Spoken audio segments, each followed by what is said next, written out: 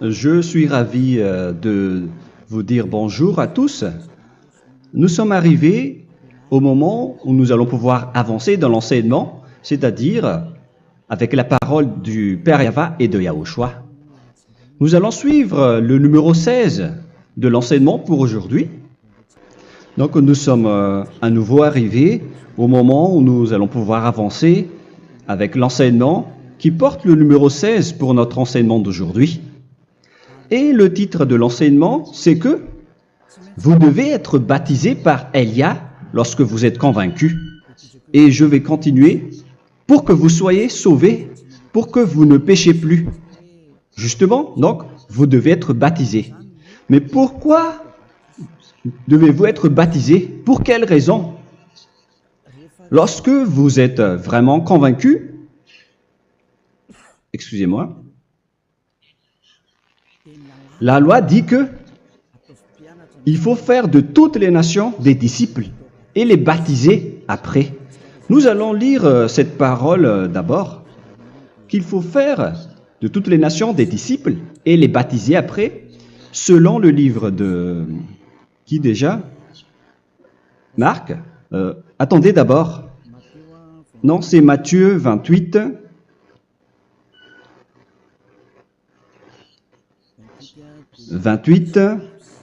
Versets 19 et 20.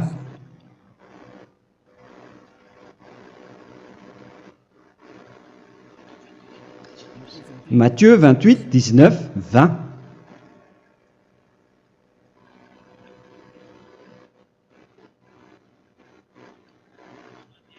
Allez, faites de toutes les nations des disciples. Ici, donc, il faut faire toutes les nations des disciples. Les baptisons au nom du Père, du Fils et du Saint-Esprit. Donc, à la fois, il faut les enseigner à observer tout ce que je vous ai prescrit. Donc, en enseignant une personne, c'est comme ce que Elia fait en ce moment. Après, donc, il faut baptiser cette personne qui est convaincue par l'enseignement. Donc, on ne doit pas baptiser une personne qui n'a jamais entendu cet enseignement. Voilà la première loi. Ce n'est pas logique de baptiser une personne qui ne connaisse rien de l'enseignement. Et après le baptême, l'enseignement continue encore, comme ce que Elia fait en ce moment. Il enseigne toujours, même les personnes baptisées. Donc, on continue toujours à enseigner. Mais le baptême est donc une loi, tout d'abord. Donc, une fois convaincu, vous devez être baptisé. Moi, je ne vais plus parler du sujet d'enseignement que vous connaissez déjà, parce que vous êtes déjà convaincu. Donc, si vous voulez être nettoyé, lavé de vos péchés, pour que vous ne péchez plus dans ce saint royaume où il y a Elia, alors vous devez être baptisé, car c'est une loi selon l'Acte des Apôtres 22:16. Pourquoi tardes-tu? Lève-toi, appelle son nom et sois baptisé. C'est dans Actes des Apôtres, chapitre 22, verset 16. Actes des Apôtres 22:16. Nous allons lire ensemble cette parole. Et maintenant, que tardes-tu? Lève-toi, sois baptisé et lavé de tes péchés en invoquant le nom de Dieu. Donc, une fois qu'une personne est convaincue de cet enseignement, comme vous qui m'écoutez en ce moment, la loi pour vous, c'est que vous devez invoquer son nom. C'est-à-dire que le nom est important pour répondre aux personnes qui disent que ce n'est pas le cas, en disant que si vous croyez, c'est suffisant. Sachez que c'est un enseignement du diable pour ceux qui disent cela. Au contraire, il faut invoquer son nom, car c'est celui qui invoque le nom de Yahva qui sera sauvé.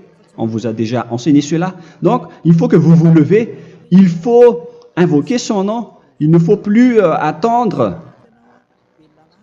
Vous ne devez plus attendre ni hésiter. La loi vous dit, levez-vous. On vous dit aujourd'hui, on vous ordonne aujourd'hui de vous lever. N'hésitez plus. Et après, vous devez invoquer son nom en vous rapprochant du royaume de Yahushua, de l'église de Yahushua, d'appeler tous les responsables au téléphone, même pas au téléphone. Il faut directement assister à l'assemblée de Yahushua dans cet endroit, car il faut que tu te lèves et sois baptisé en invoquant son nom. Et c'est ici, à l'église de Yahushua, que vous devez invoquer son nom. Alors, c'est une loi, vous ne devez plus rester dans votre maison et il faut nous rejoindre maintenant. Soyez baptisés en Yahushua et non pas en Jésus, car les baptêmes que vous avez faits auparavant n'est pas le baptême en Yahushua. Donc, votre baptême n'est pas valable, n'existe pas du tout. Et votre baptême, au contraire, il est pire lorsque vous l'avez fait avec des autres dieux comme Jésus, car vous allez le revêtir jusqu'à votre mort. Car selon Galates 3, 27, vous revêtez le Dieu à qui vous êtes baptisé. Comme par exemple, si vous êtes baptisé en Yahushua, vous revêtez en Yahushua. Mais les fidèles de Jésus, ils revêtent Jésus. Alors que vous voyez bien que ce Dieu, c'est un faux Dieu qui n'ôte pas les péchés, qui vous jette en enfer et qui n'existe même pas. Parce que si jamais il existait, vous devez aussi être ôté de vos péchés. Mais ce n'est pas le cas. Vous revêtez un faux Dieu, un envoyé du diable. Pourquoi? Car tous ceux qui sont pécheurs viennent du diable. Nous allons donc lire la parole de Dieu à ce sujet dans Galates 3, 27 pour vous dire que c'est un faux baptême que vous avez fait. Donc si vous avez été baptisé en lui, alors vous allez être avec le diable jusqu'à la fin. C'est ce qui est pire avec votre baptême qu'il faut enlever et supprimer rapidement, car vous êtes avec le diable. Les pécheurs viennent du diable, et ce faux Dieu, il vous rend toujours pécheur, jusqu'à maintenant. Il vous encourage de rester pécheur, non méritant. Ça vient d'où? Ça vient de qui, ce faux Dieu-là? À ce sujet, il vient du diable, car les pécheurs viennent du diable. Ce faux Dieu qui n'existe même pas, ce n'est qu'un collaborateur du diable. C'est dans Galates 3, 27. Je vous donne la parole en vous disant qu'il faut fuir rapidement de cet endroit qui ne vous convient pas. Le dernier baptême, ce sera pour le 8 mars 2026 à Madagascar. Et après, il n'y aura plus de baptême ici. Galates 3, 27.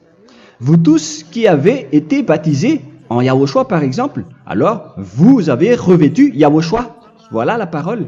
Donc, si vous avez été baptisé en Jésus, alors vous revêtez Jésus. Comme avec votre dernier baptême, vous allez toujours revêtir celui-là. Et ce vêtement ne sera jamais ôté tant que vous ne vous rapprochez pas de Élia. C'est lui uniquement qui peut vous enlever de ce baptême, de ce Jésus qui vous rend pécheur. Un collaborateur du diable et qui vient du diable. C'est dans 1 Jean, pour vous dire, est-ce que vous pouvez toujours rester dans votre ancien baptême après tout ce schéma? 1 Jean, chapitre 3, verset 8. 1 Jean 3, 8. C'est où déjà? Celui qui pêche est du diable, car le diable pêche dès le commencement. Vous voyez? Et voilà ce qui est pire. C'est votre Dieu même qui vous rend pécheur et qui vous dit que vous devez être pécheur. C'est lui-même, à ce sujet-là, qui vient du diable. C'est vraiment pire ce schéma, car il s'agit d'un envoyé du diable qui vient du diable. Un envoyé du diable. C'est-à-dire que ce schéma vient du diable. La parole est directe et droite. S'il n'est pas du diable, il vous aurait déjà il vous aurait déjà ôté de vos péchés. Mais ce sont les diables qui rendent pécheurs les gens, car ce sont les chefs du péché, les diables. La parole est claire ici. Celui qui pêche est du diable. le fils du diable est du diable. Le fils de Dieu est un Dieu. Le fils de l'homme est un homme. Et celui qui vient du diable est du diable comme lui. Lui, il vous a rendu pécheur pendant plus de 2000 ans. Il vous a jeté en enfer. C'est pourquoi on vous dit de quitter cet endroit et ce Jésus qui sera toujours collé à vous, à votre corps, qui est enterré dans votre peau. Vous ne serez jamais débarrassé de lui tant que vous ne vous rapprochez pas de Élia pour être baptisé en Yahushua, pour que ce sale vêtement venant du diable soit ôté de vous et qu'après vous allez être revêtu d'un nouveau vêtement qui est merveilleux, qui est Yahushua. Alors choisissez votre vêtement. Vous allez toujours être Jésus qui est déjà collé à vous, et une fois mort, vous irez en enfer, car il est déjà collé à vous. Soit vous l'enlevez directement à travers le baptême avec Élia. Le rendez-vous, c'est pour le 8 mars 2026. Vous allez être baptisé par Élia pour l'enlever, car ça n'existe pas du tout. C'est une tromperie pour vous. Ce n'est même pas un baptême. C'était le fait de faire entrer du diable à l'intérieur de vous. Si vous voulez être libéré de cela, vous devez vous rapprocher de Élia à travers le baptême pour que la parole soit bien placée dans Actes des Apôtres 22, 16. Revoyons cette parole. Actes des Apôtres 22, quel verset déjà? 22, 16. Voilà. Et maintenant, que tardes-tu? Lève-toi. Voilà l'ordre pour vous. Lève-toi, ne tarde plus. En invoquant son nom. C'est un ordre. Invoque son nom. Et sois baptisé et lavé de tes péchés. Car celui qui t'a rendu pécheur, c'est Jésus ou Jesus. Alors si tu ne veux plus pécher, alors enlève Jésus ou Jesus de toi avec le vêtement que tu as reçu lors de ton baptême avec lui. Il faut l'enlever, sinon tu ne seras jamais sauvé, épargné, car c'est déjà devenu un vêtement collé à ton corps. La seule solution pour toi, c'est de te rapprocher de Élia pour être ôté de tes péchés, car la loi est claire ici. Tu vas être lavé de tes péchés. Et c'est ici, dans cet endroit où il y a Élia, qu'il y a l'ôtement du péché. Pourquoi vous êtes ôté de vos péchés? Pour quelle raison? D'abord, vous êtes déjà lavé à travers le baptême. On vous nettoie. Et une fois nettoyé, une fois lavé, qu'est-ce qui se passe à ce moment-là? Pour que les gens ne pêchent plus en vrai. Car toutes les personnes qui sont baptisées en Yahushua revêtent Yahushua. Vous êtes mariés à Yahushua. Et c'est à travers ce baptême, après votre baptême, c'est à partir de là, après avoir suivi toutes ces lois, car le baptême c'est une loi. Lorsque vous êtes convaincu, après avoir écouté l'enseignement, vous décidez de quitter le faux Dieu qui vous rend pécheur. Alors, vous êtes baptisé, vous allez revêtir Yahushua pour quitter le faux Dieu qui vous rend pécheur. Donc, après le baptême en Yahushua, vous revêtez Yahushua. Vous avez été lavé, vous êtes bien propre et pur. Vous êtes sorti comme une personne originale qui est merveilleux, très merveilleux devant le Dieu d'Abraham. Vous êtes complètement purifié jusqu'à votre fond de conscience à travers ce baptême venant du sang de Yahushua qui vous nettoie jusqu'au fond de toutes vos pensées, car le baptême marque la mort de Yahushua. Yahushua est mort pour vous verser son sang pour vous. Tout cela confirme votre relation avec Yahushua, car le baptême vous dit que vous êtes mort ensemble avec Yahushua et vous êtes ressuscité ensemble avec Yahushua. Vous avez été enterré avec lui et vous avez été ressuscité avec lui dans la vie éternelle. Voilà la vie avec Yahushua et le baptême avec Yahushua. C'est pour montrer la bonté de Yahushua pour chacun de vous concernant cette merveille. Voilà le baptême, c'est la mort avec Yahushua. C'est pourquoi je vous ai dit, en même temps, c'est la mort pour vous. Et c'est aussi votre purification. C'est dans Romains, chapitre 6, verset 4. Nous avons donc été ensevelis avec lui par le baptême en sa mort, afin que, comme Yahushua est ressuscité des morts par la gloire du Père, de même, nous aussi, nous marchions en nouveauté de vie. Donc, on était morts avec Yahushua à travers le baptême, et c'est après aussi que nous avons été ressuscités vers la nouvelle vie. Verset 5. En effet, si nous sommes devenus une même plante avec lui par la conformité à sa mort, nous le serons aussi par la conformité à la résurrection. Nous voyons bien ici que nous étions morts ensemble avec Yahushua à travers le baptême. Nous étions morts ensemble avec lui. C'est clair ici. On parle ici du sujet du baptême. Nous avons donc été ensevelis avec lui par le baptême en sa mort, mais pas avec autre chose. C'est clair alors à travers cette parole que c'est à travers ce baptême que nous allons avoir la même geste que Yahushua. Donc si vous voulez être ôté de vos péchés, vous devez entrer dans le baptême. Et une fois baptisé, la personne est intégrée directement au ciel des cieux. Mais il y a des étapes à suivre avant d'arriver là-bas, hein, ce que je suis en train de vous enseigner en ce moment, car l'objectif du baptême, avec la mort et la résurrection, et l'enterrement, après la fin de votre chemin, c'est le ciel des cieux. Et on parle de vous en tant que vivant. C'est dans Éphésiens chapitre 2, verset 6. Éphésiens 2, 6. Et il nous a ressuscités ensemble, c'est-à-dire ressuscités avec Yahushua après le baptême, et nous a fait asseoir ensemble dans les lieux célestes en Yahushua, c'est-à-dire au ciel des cieux. Voilà donc les avantages des personnes baptisées en Yahushua, ceux qui ne pêchent plus.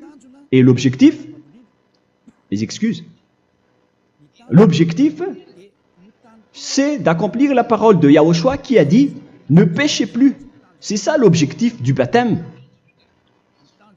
Le baptême, c'est que vous n'allez plus jamais pécher. Selon la parole de Yahushua, qui se trouve où déjà? C'est dans Jean chapitre 8, verset 11. Jean 8, 11. Excusez-moi. Elle répondit, « Non, Seigneur. » Et Yahushua lui dit, « Je ne te condamne pas non plus. Va et désormais ne pêche plus. » Donc l'objectif de votre mort et de votre résurrection avec Yahushua, c'est d'arriver dans cet endroit où vous ne péchez plus. C'est la loi de Yahushua, la loi de la perfection que vous devez suivre. La finalité, c'est que vous ne devez plus pécher. C'est une loi incontestable, car c'est la justice en Yahushua. Il ne faut plus jamais pécher. Et c'est vraiment la vérité. Et il a même confirmé cette parole 2 fois, à 2 reprises, selon aussi Jean 5, 14, que nous allons lire également. Il a répété cette parole 2 fois. Depuis, Yahushua le trouva dans le temple et lui dit, « Voici, tu as été guéri. Ne pêche plus. » Excusez-moi. Ne pêche plus, de peur qu'il ne t'arrive quelque chose de pire. Donc il ne faut plus rappeler vos péchés, sinon le pire va vous arriver. Et vous voyez, vous les personnes pécheurs qui m'écoutez en ce moment, où est votre finalité? Est-ce que c'est bien? Réfléchissez. Les personnes parfaites, ce sont les personnes qui ne pêchent plus. Contrairement à vous qui dites que vous êtes toujours des pécheurs qui ne méritent pas le ciel des cieux. Vous l'avez dit par vous-même. Mais maintenant, Élia vous appelle. Vous allez mériter le ciel des cieux si vous vous repentez et si vous acceptez le baptême en Yahushua. Pourquoi? Pour quelle raison? Car vous n'allez plus jamais pécher. Par quel moyen? C'est par le programme du Père Yahva. Car une fois que la personne est baptisée, la personne boit le Saint-Esprit.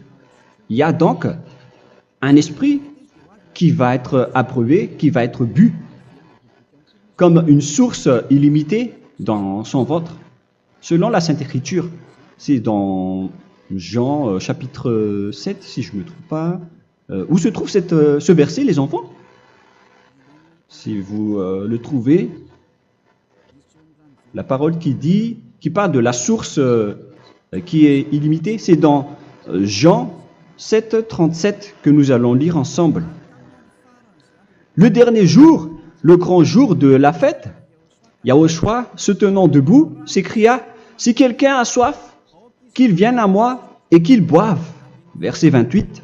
« Celui qui croit en moi, des fleuves d'eau vive couleront de son sein, selon, comme dit l'Écriture. » Il y aura donc de l'eau vive qui couleront dans son ventre. Verset 39. Il dit cela de l'Esprit qui devait recevoir ceux qui croyaient en lui, car l'Esprit n'était pas encore, parce que Yahushua n'avait pas encore été glorifié. On reçoit donc un Esprit venant de Yahushua pour ceux qui le croient et qui sont baptisés. Et on le reçoit vraiment lors du baptême. C'est dans le livre de 1 Corinthiens que nous allons lire, dans le chapitre 12. Quel verset déjà? On doit chercher un peu. 12 et 13. 1 Corinthiens, chapitre 12, versets 12 et 13. Car comme le corps est un et a plusieurs membres, et comme tous les membres du corps, malgré le nombre, ne forment qu'un seul corps, ainsi en est-il Yahushua. Nous avons tous en effet été baptisés dans un seul esprit, pour former un seul corps, soit juif, soit grec, soit esclave, soit libre. Et nous avons tous été abreuvés d'un seul esprit. C'est dans le baptême, donc, qu'on reçoit l'esprit unique, un seul esprit. Donc, si vous êtes baptisé en Yahushua, vous abreuvez l'esprit venant de Elia, venant de Yahushua. Vous abreuvez un seul esprit venant de moi, un esprit non pécheur et qui vous rend non pécheur. Donc, tout le monde boit un seul esprit selon la Sainte Écriture. Nous vous avons tous en effet été baptisés dans un seul esprit. Vous recevez donc ce seul esprit à travers le baptême. Et qu'est-ce qui se passe après? Le Saint-Esprit va vous guider désormais. Vous le recevez lors du baptême et celui qui va vous guider pour que vous ne péchez plus. C'est dans Jean, quel chapitre déjà? Je ne me souviens plus. C'est dans le chapitre 14, peut-être. 14, 23.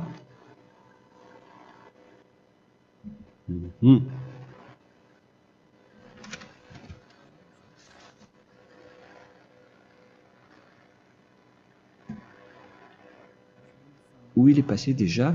La parole qui parle de l'esprit qui nous guide. Mais je ne me souviens plus lorsqu'on en a besoin. Où est cette parole, les enfants? Où se trouve cette parole? Oui, c'est 14, 26. Jean chapitre 14, verset 26. Mais le consolateur, l'Esprit Saint, que le Père enverra en mon nom, vous enseignera toutes choses et vous rappellera tout ce que je vous ai dit. La parole de Dieu précise bien ici que le Saint-Esprit, qui est le consolateur, à la fois donc il est consolateur, il est envoyé par le Père en mon nom, il vous enseignera toutes choses et vous rappellera tout ce que je vous ai dit. C'est le Saint-Esprit donc qui vous enseigne, qui vous guide avec toutes les choses que vous avez besoin dans votre relation avec Yahushua. C'est lui qui est le vrai enseignant, le vrai guide, qui vous guide dans votre chemin. C'est dans Jean 16, 13, peut-être. C'est dans Jean 16, 13 que nous allons lire ensemble. quand le consolateur sera venu, l'Esprit de la vérité, il vous conduira dans toute la vérité. Il vous conduit, il vous guide, il vous enseigne en même temps. Et à quel moment vous allez faire du mal à ce moment-là? Car en tant que consolateur, il vous frappe, il vous gronde. Il vous gronde à travers votre esprit, à travers votre conscience. Et c'est vraiment dur. Hein. Vaut mieux être attrapé par un taureau que d'être attrapé par sa conscience. Donc c'est à travers votre conscience qu'il vous guide.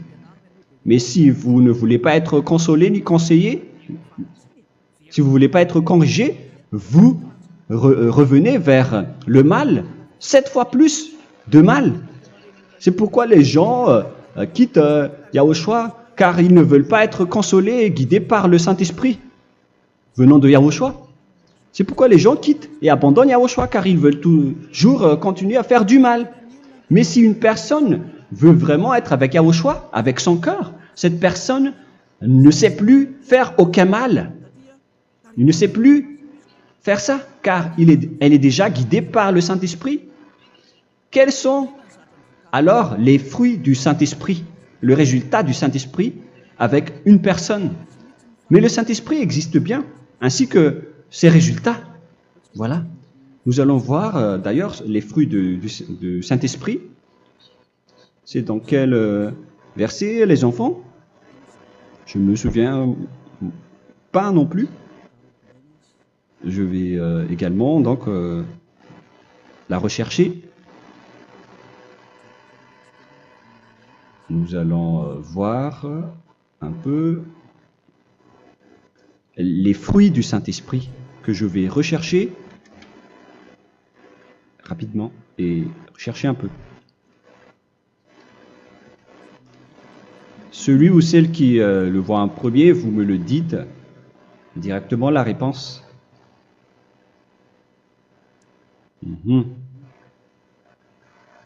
Comment? Galates 5. Galates 5. Nous allons lire à partir du verset 19 et 20. Non, on va commencer à partir du verset 22. Galates 5, 22. Mais le fruit de l'esprit, c'est l'amour, la joie, la paix, la patience, la bonté, la bénignité, la fidélité. Vous voyez? Vous marchez dans la droiture et dans la vérité directement. La douceur, la tempérance, la loi n'est pas contre ces choses. Vous voyez? Les gens ne vont plus dans le mauvais sens.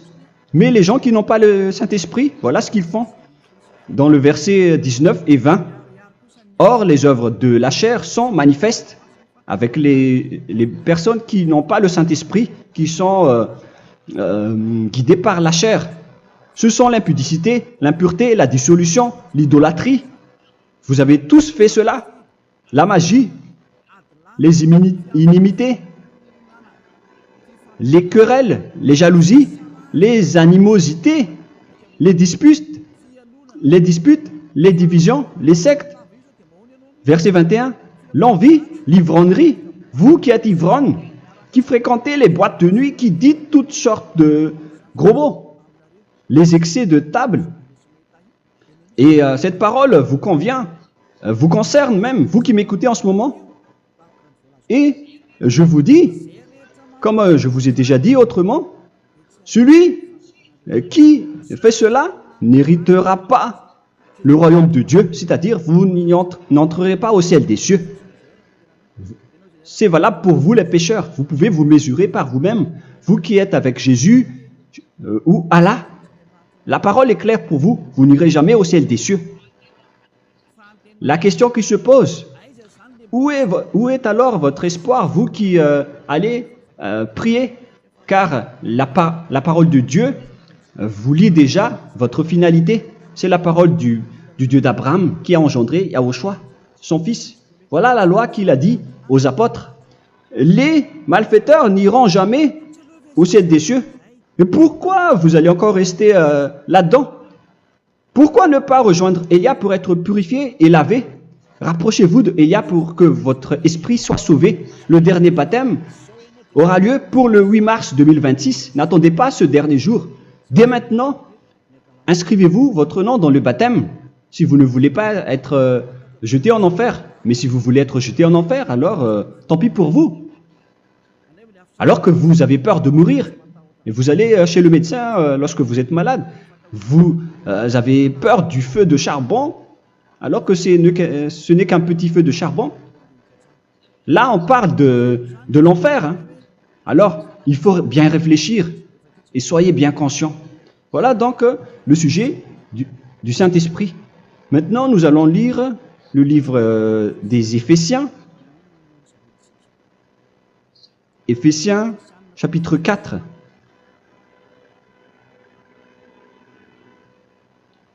À partir de quel verset?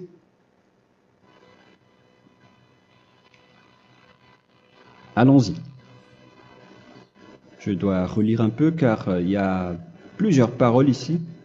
Moi, je vais vous sortir la parole qui dit que les personnes en Yahushua ne font plus aucun mal. Ah, où il est passé déjà? Ah, je l'ai perdu. Attendez d'abord. Donc, Éphésiens.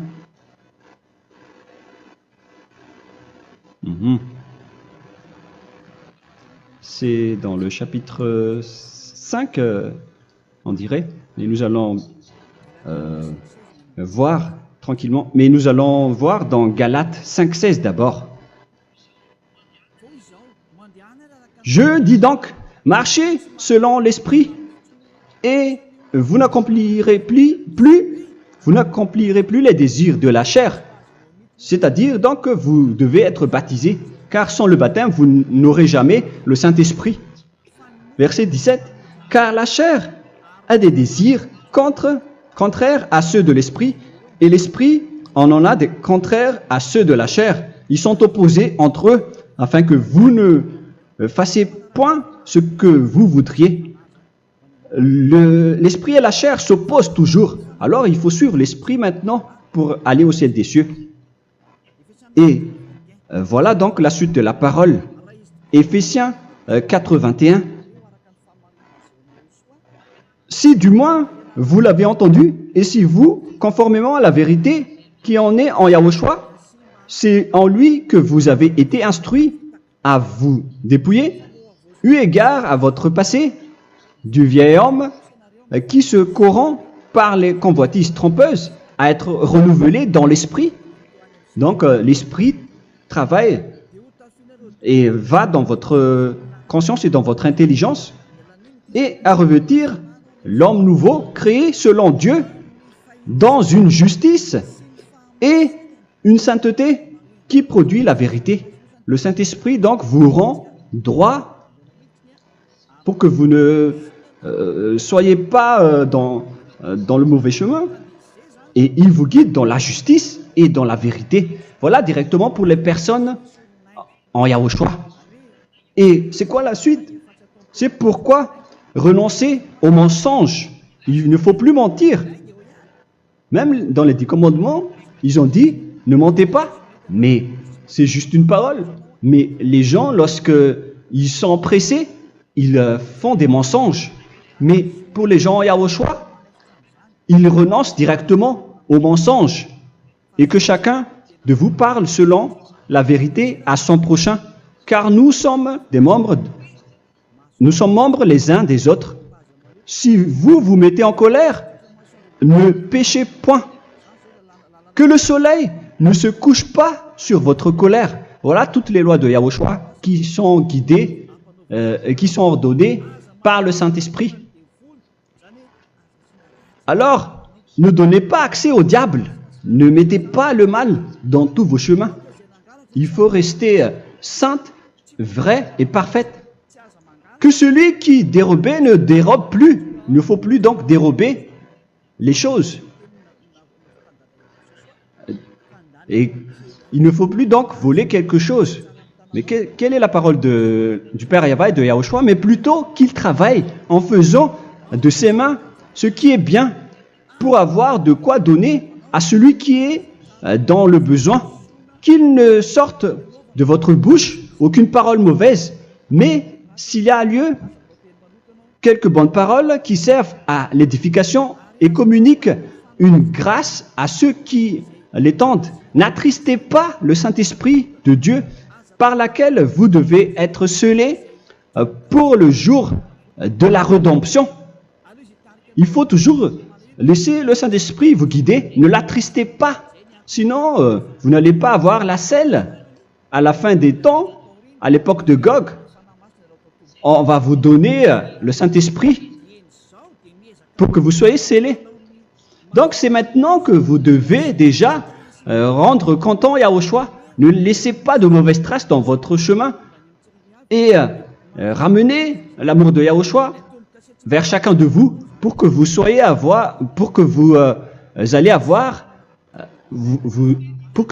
seriez scellés pour avoir le Saint-Esprit que vous avez vraiment besoin pour le dernier combat dans les fins des temps. Que toute amertume et toute animosité, toute colère, toute clameur, toute calomnie, il ne faut pas retenir et garder la colère. Toute calmeur, toute calomnie et toute espèce de méchanceté, tout ce qui est rancune, ni rancœur. Il faut arrêter tout cela. Mais c'est différent de gronder une personne. On parle ici des personnes qui est en colère sans raison. Mais lorsque vous grondez, vous n'allez pas dire à votre enfant « Mon enfant, ne faites pas ceci, ne faites pas cela ». Au contraire, si vous faites cela, votre enfant va danser devant vous. Donc, voilà ce que je veux vous dire. Il faut que vous enlevez toute calomnie et toute espèce de méchanceté. Voilà donc les lois de Yahushua qui sont sorties à travers le Saint-Esprit. Moi, je vous donne des échantillons, mais ce n'est pas au complet. Hein. La loi de Yahushua sont illimitées à travers le Saint-Esprit en fonction des circonstances et de la situation pour que vous n'attristez pas le Père Yahva et le Yahushua. Que toute amertume, verset 32, soyez donc bons les uns envers les autres, Éphésiens 4, 32. Compatissant, vous pardonnant réciproquement. Donc, il faut que vous pardonnez votre ami si jamais il y a eu un petit problème. Laissez ça de côté. Il faut que vous vous pardonnez, mais il ne faut pas que vous allez recommettre des péchés après. Hein. En Yahushua, lorsque vous vous pardonnez, après il n'y a aucune rancune, comme lorsque Yahushua vous a pardonné. Mais ce n'est pas que vous allez encore revenir dans le péché. Non, non, non. C'est dans Hébreux 10, 26 qui parle des péchés volontaires. Hébreux.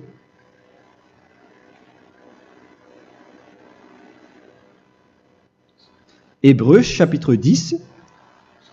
C'est bien ça, hein? Pour ceux qui s'en souviennent. Voilà, versets 26 et 27. Hébreux 10, 26, 27. Car si nous péchons volontairement, après avoir reçu la connaissance de la vérité, c'est-à-dire une personne baptisée en Yahushua, qui a été sanctifiée, rendue sainte, il ne reste plus de sacrifice pour les péchés, mais une attente terrible du jugement et l'ardeur du feu qui dévorera les rebelles.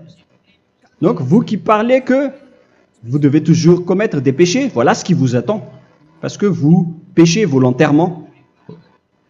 Donc, si vous péchez volontairement, alors une attente terrible du jugement et l'ardeur d'un feu va vous dévorer. Vous allez affronter la colère et le jugement avec une ardeur de colère d'un feu qui va vous dévorer. En tant que rebelle, on va vous détruire vous les ennemis, vous qui péchez volontairement. Est-ce que vous n'êtes pas encore conscient après cette parole? Vaut mieux être baptisé en Yahushua avec Elia, et après vous n'allez plus jamais pécher. Alors à vous de réfléchir, car on vous a trompé auparavant jusqu'à maintenant. On va revenir à la parole de tout à l'heure. Donc que chacun pardonne son ami et pardonnez-vous comme ce que Yahushua vous a pardonné. Voilà donc les personnes en Yahushua ne pêchent plus. Nous allons donc continuer avec le verset 5. Éphésiens chapitre 5 plutôt. Je vais encore continuer car j'ai besoin que vous l'écoutez. Éphésiens chapitre 5 verset 1. Devenez donc les imitateurs de Dieu comme des enfants bien-aimés et marchez dans la charité. Le fruit de l'esprit, c'est de l'amour, on vient de lire, à l'exemple de Yahushua qui nous a aimés et qui s'est livré lui-même à Dieu pour nous comme une offrande et un sacrifice de bonne odeur. Verset 3. Regardez ces lois. Que l'impudicité, qu'aucune espèce d'impureté et que la cubicité ne soit même pas nommée parmi vous, ainsi qu'il convient à des saints. C'est bien clair alors ici qu'il ne faut pas faire l'impudicité ou parler de tout ce qui est adultère, impudicité, qu'aucune espèce d'impureté, tout ce qui est impur, l'abomination, la profanation et tout ce qui parle autour de ce sujet, n'en parlez jamais. Et que la cupidité ne soit pas nommée parmi vous, ainsi qu'il convient à des saints, y compris l'impudicité, l'abomination. Même juste en parler, ce n'est pas autorisé. Vous voyez que c'est vraiment différent. Lorsqu'on est en Yahushua, la cupidité, c'est-à-dire parler dans le dos des autres, qu'on n'entende ni parole de déshonnêteté, ni des propos insensés, ni des plaisanteries, choses qui sont contraires à la bienséance, qu'on entende plutôt des actions de grâce, car sachez qu'aucune impudique ou impure ou cupide, c'est-à-dire idolâtre, n'a d'héritage dans le royaume de Yahushua et de Dieu. C'est-à-dire, il ne faut pas s'allier avec les malfaiteurs. Les enfants du mal, ne vous alliez pas avec eux. N'acceptez pas ce qu'ils font. Ne collaborez pas avec eux. Ne cachez pas le mal qu'ils font. Car sinon, directement, votre sainteté va être détruite. La parole est claire. Ne vous alliez pas avec ces derniers, car vous allez être le fils du mal, qui n'est pas dans la vérité. Verset 8. Autrefois, vous étiez ténèbres, et maintenant, vous êtes lumière dans Yahushua. Marchez comme des enfants de lumière, car le fruit de la lumière consiste en toutes sortes de bonté, de justice et de vérité. Voilà, lorsqu'on est avec le Saint-Esprit, on est toujours dans la lumière, dans la bonté et dans la justice. Il faut que vous pensiez à la volonté de Yahushua, à ce qui est agréable à Yahushua. Verset 11. Et ne prenez point part aux œuvres infructueuses des ténèbres, mais plutôt condamnez-les. Ne faites pas l'alliance avec le diable. Ne faites pas l'amitié du diable. Ne faites pas des complots ou des compromis avec le mal pour les cacher. Alors, il faut plutôt les condamner, car il est honteux de dire qu'ils font en secret. Mais tout ce qui est condamné est manifesté par la lumière, car tout ce qui est manifesté est lumière. C'est pourquoi il y a la comparaison dans le Nouveau Testament pour dire, il faut que vous réveillez de votre sommeil pour que Yahushua vous illumine. Verset 14. C'est pour cela qu'il est dit, réveille-toi, toi qui dors, relève-toi d'entre les morts. Prenez donc garde de vous conduire avec circonspection. Si vous suivez donc le Saint-Esprit, vous ne faites plus aucun mal. Alors, il faut en profiter de faire du bien. Ne faites plus le fou.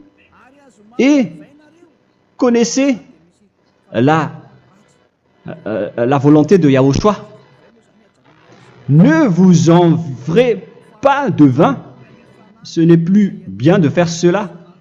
C'est de la débauche. Soyez au contraire l'empris de l'esprit. Entraînez-vous par des psaumes et des hymnes et par des cantiques spirituels, chantant et célébrant tout votre cœur les louanges de Yahushua. Rendez continuellement grâce à toutes choses à Dieu Père au nom de notre Seigneur Yahushua. Voilà, c'est suffisant.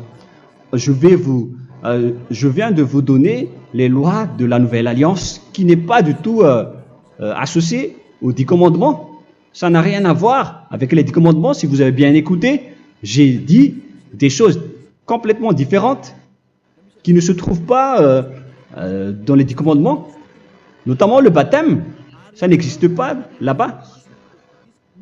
Et donc, c'est après le baptême que vous allez abreuver le Saint-Esprit et après vous n'allez plus faire aucun mal. Nous remercions infiniment Yahushua à travers cette parole. Je suis sûr que vous êtes contents pour aller dans cet endroit où personne ne pêche plus. Alors approchez-vous de Élia, qui est l'envoyé du Père Yahva et de Yahushua. Une fois que vous suivez Élia, vous n'allez plus jamais pécher, car vous allez être avec Yahushua. C'est seulement dans ce saint royaume où il y a Ziadia Elia qu'il y a des personnes qui ne pêchent plus sur cette planète Terre. Mais les autres ne sont que des pécheurs et il y a même des voleurs et des imposteurs.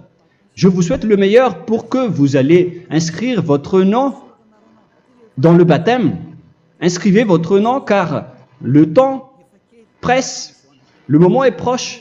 Il ne reste plus que environ 170 jours.